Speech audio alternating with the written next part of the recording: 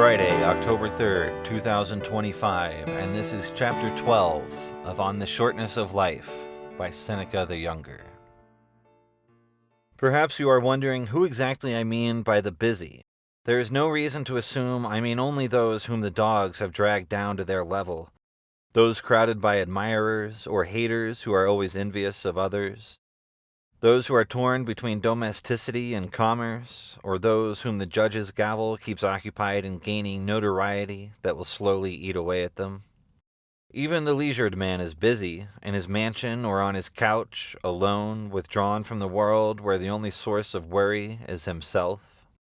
Truly, such people are not living in leisure, but are busy being idle. Would you call a man obsessing over the purity of his gold at leisure? Who sits in a public arena watching a fight? Who divides his mules into pairs determined by age and color? Who decides which athletes eats last? What would you say of those men who waste time getting their hair cut once a week, debating how each lock should appear while every stray strand is drawn from one side to the other over his forehead?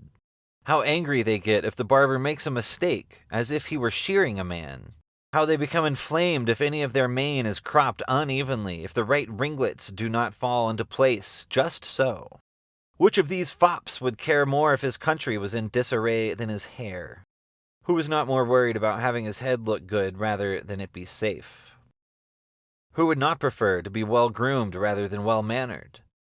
Would you call such an image-obsessed person at leisure?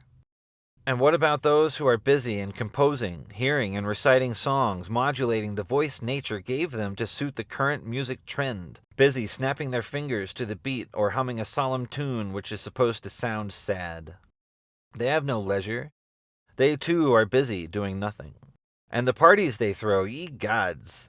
How carefully they place the silver, how splendidly attired are their handsome slave boys, how they gorge on fatty wild boar and rich game birds. At what speed do their slick, attractive servants tend to their needs? How deftly are the plump offerings carved into delectable slices, how discreetly do the liveried boys wipe the drool from the mouths of the inebriated. This is how they live the good life, but their evil side is ever present, and they can neither eat nor drink without such conspicuous consumption. These types are not so much the leisured class as the littered class, hand-carried from one inconsequential meeting to the next in a cushioned chair and litter, and always perfectly punctual for their pampered voyage about town, as if it were against the law to miss an appointment. They must be reminded when to bathe, when to swim, when to dine. So cushy are their lives that their diseased minds are incapable of prompting them to eat.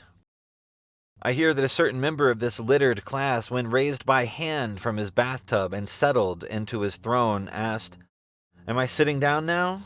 Do you think this same fellow knows whether he is alive or dead? It's hard to say if I pity him more if he was fully aware of his existence, or if he was just faking it.